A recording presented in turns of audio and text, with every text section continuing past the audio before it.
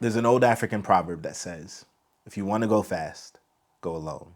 If you want to go far, go together.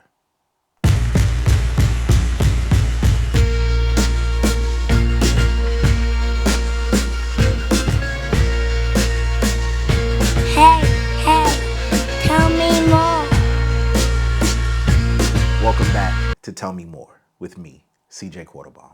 Tell Me More exists to help bridge the gap in our intergenerational workplace dynamics and to build better leaders. And so today I want to talk to you about leadership. I think that the best leaders, the greatest leaders, are those who set people up for success. Now, I wasn't a great math student. In fact, I was watching this webinar about taking the GMAT the other day. And in the webinar, the guy is like, listen, it's just high school math, and then he pulled up some sample problems and there was X's and Y's where there should have been numbers. And I thought to myself, if I didn't get it back then, I don't know if I'm going to get it now. But one thing I did understand was multiplication, the power of compounding. And I think that the best leaders are those whose leadership is marked by multiplication.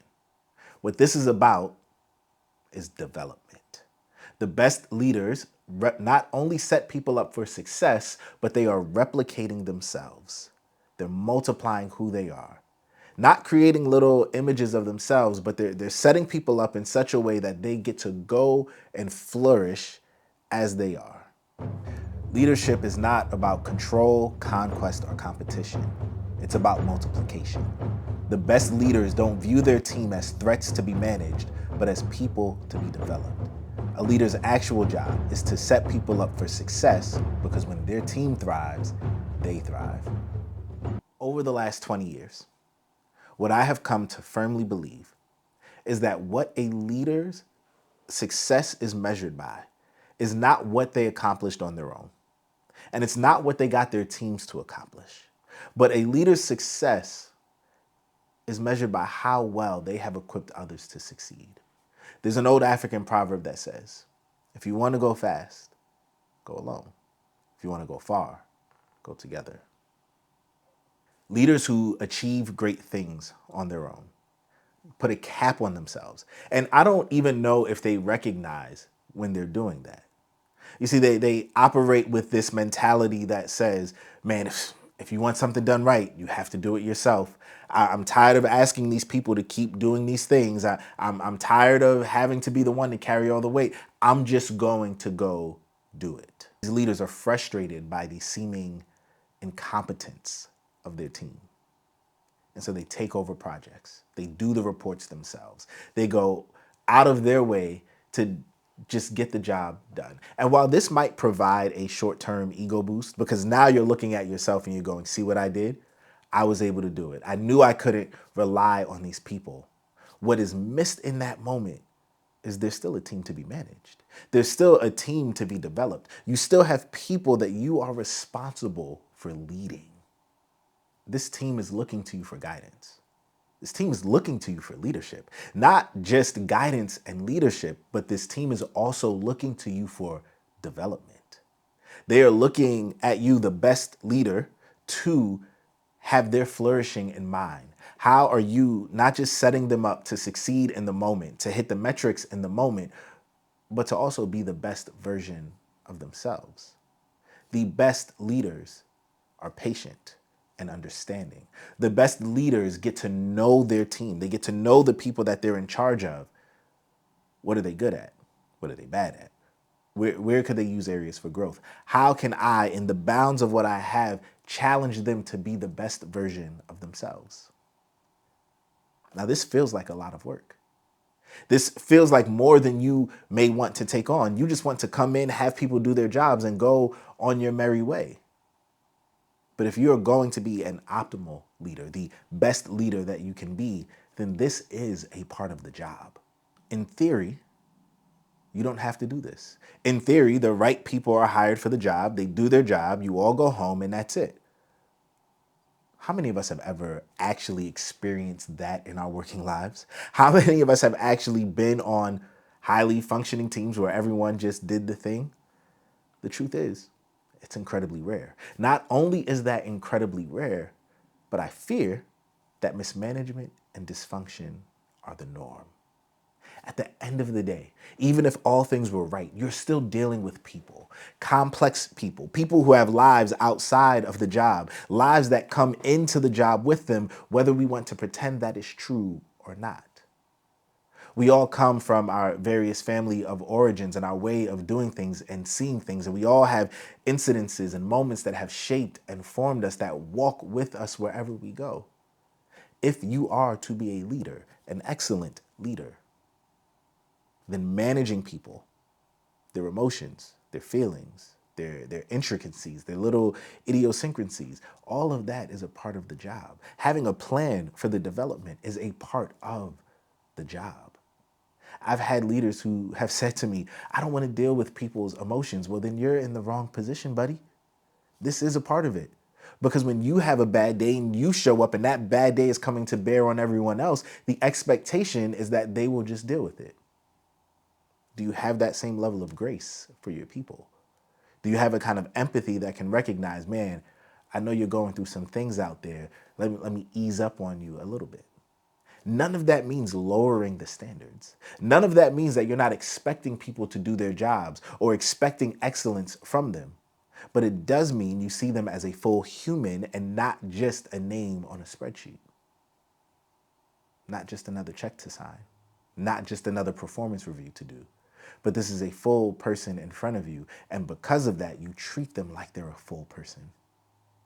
It's basic leadership, man. Leadership is about developing others, not just maintaining authority. Managers are good at maintaining authority. They are. They threaten, cajole, bribe, do whatever it is that they need to do to get the job done. But that type of manager has a reputation. That type of manager is one that people typically don't want to work for. It's one that everyone trauma bonds over. That type of manager probably experiences a high turnover rate. And usually what I've seen in kind of my coaching and dealing with people is those managers are often blind to the effect that they have on their people. And the reason is, I think it's the hyper individualism of American culture. We lack the ability to see a collective, to see the whole. And so what we look at are maybe 5 people on our team who quit, but all 5 will name different reasons, but the underlying reason is that manager. People rarely ever stick around for bad management. And because, we are who we are and we play politics, or maybe there's some self-preservation, or we just don't want to rock the boat too much, what we'll say in the exit interview is, I left for a better opportunity. I left to go move somewhere else. I left because I just wasn't feeling that great. In reality, what we want to say is, my manager sucked.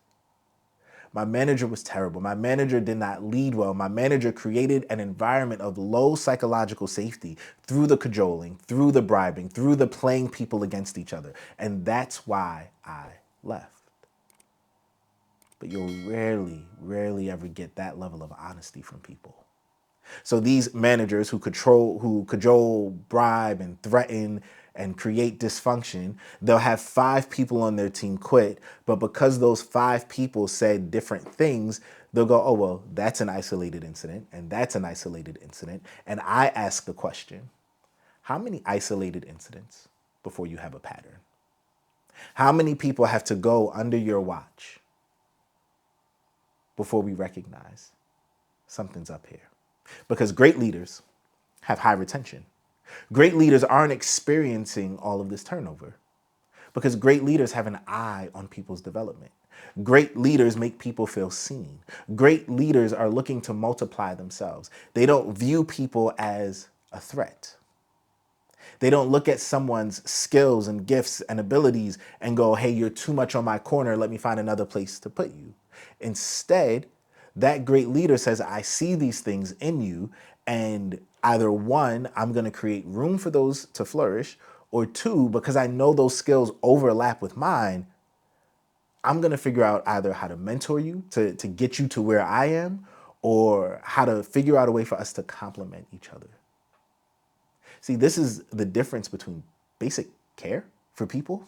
When people feel cared for, when they feel seen, when they feel known, when they feel like the person who is in charge has their back, they will run through a wall for them. Leaders who are like that do not experience the level of turnover that dysfunctional leadership does. But if there's always a way for you to excuse it away, if there's always a way for you to put blinders on and say, well, it's not me, it's that, or it's that, or it's that, then you can never come to grips with where your management is failing, which means you'll never come to the ability to correct and improve it.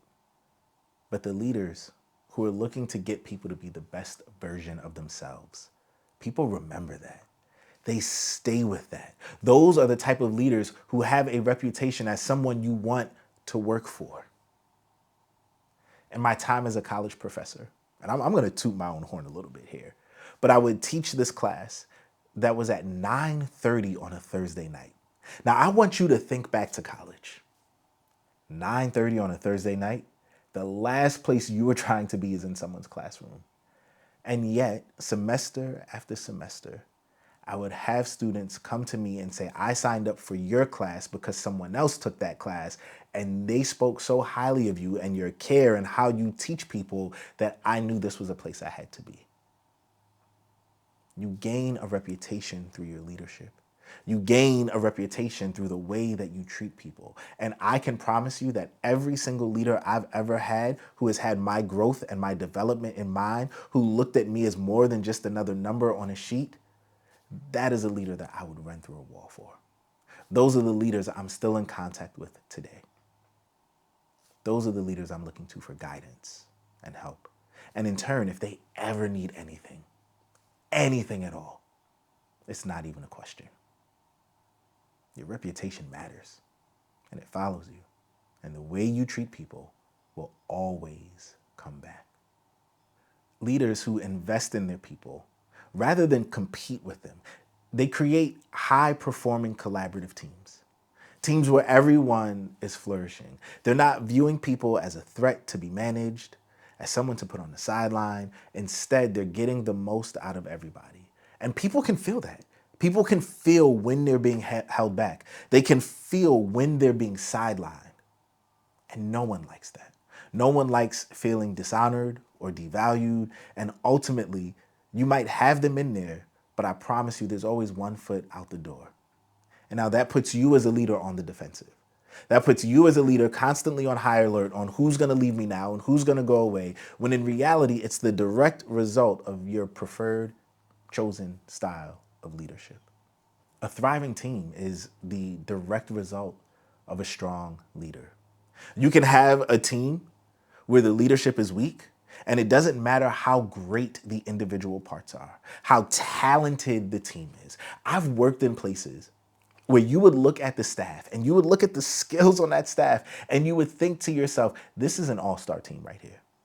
It gets no better than this. And yet, it was like a failure to launch. For whatever reason, for various reasons, we were stuck in the mud. We could never get going. We could never quite reach our potential. And when you looked, it was a direct result of the leadership. The insecure leadership that would handicap people. The insecure leadership that would play people against each other. The insecure leadership that actually had no direction on where they were going, and therefore the team had nothing to follow. But conversely, strong leadership on a weaker team, a under-resourced team, can move mountains. Because that leadership is walking with clarity and conviction and getting the most out of their people. No, it's not a bunch of Harvard grads, a bunch of MIT grads, but that leader sees what is in people and chisels it out and works with them and puts them in the positions that they need to be in for flourishing. The quality of your leadership matters. How you treat people matters. Whether or not you're invested in their growth matters. Most companies, when you go on an interview, they'll talk to you about development plans and your growth and what you can do here. But in reality, those are false promises. Most companies and organizations will talk that leadership development talk, but actually have no plan for their people. At best, They might give you a little money to go to a conference, or they might give you a little money to buy some books. But as far as a concrete development plan for your growth, it's just not there in most places. And it's left to you. And so those leaders who are the type of leaders who are proactive about your growth and proactive about seeing you be the best version of yourself, they move mountains. They hit the numbers. They succeed beyond all measure because they're going that one extra step. Most organizations don't have real weight and structure behind their leadership development plans, which I think is really silly because studies have shown that when leadership prioritizes development, they see significantly better performance. The data does not lie. And yet, we don't take this seriously. I think in the end, the quality of your leadership is going to be determined by the people you develop. It's going to be determined by what I like to call your coaching tree. Gregg Popovich, famed coach of the San Antonio Spurs, has officially retired from coaching. He's moving into basketball operations, so he's still around. But the thing that makes Gregg Popovich so great is not the nearly 2-decade, 50-plus game win streak. It's not the 5 NBA championships. It's not the 3, 4, maybe 4 Hall of Famers that he's coached. It's not having the greatest player of his generation on his team. And yes, I'm a Tim Duncan over Kobe guy. That's a conversation we can have on another day. But drop in the comments, who are you? Are you Tim Duncan or are you Kobe? What makes Gregg Popovich so great is his coaching tree. It's the amount of head coaches and assistant coaches who have passed through the San Antonio Spurs organization and have gone on to do great things. There's I think 5 head coaches who have won championships after coaching under him. Innumerable number of assistant coaches who have been pivotal parts of their organizations, people in front offices all throughout the league. Steve Kerr has taken over as coach of the USA men's basketball team. You can go on and on and on.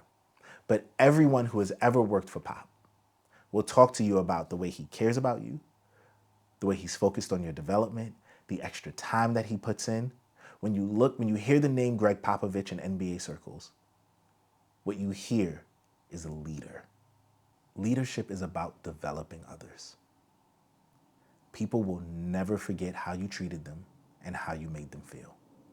And one day, there might be someone who worked under you who will be in a position to hire you.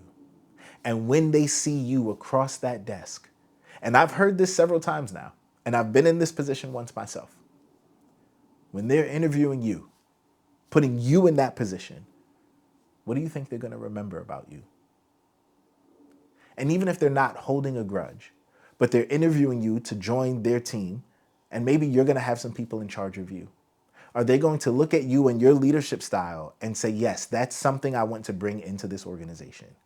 That your reputation as a leader who cajoles and bribes and threatens to get the job done, that's something I want to bring into my organization. Chances are probably not. Based on the way you treated them, do you think they'd want you on their team? There's another old saying that says, be careful who you step on your way to the top, because those might be the same people you see on your way back down. Now I'm going to end on this quote from Greg Bernstein. Managing a team is so much more than setting goals and managing tasks. It's a commitment to a person and an investment in their growth. While a workplace might be the genesis of a relationship, that relationship should endure far beyond a role or organization. We are full people. Work is what you do. It is not who you are. And maybe you're watching this and you're saying to yourself, CJ, I hear you, but at the end of the day, I just got to hit these metrics by any means necessary. Fine. See the reputation you gain for yourself and let me know how that works out for you over the course of your career. Because what do I know? I'm just some guy from Brooklyn.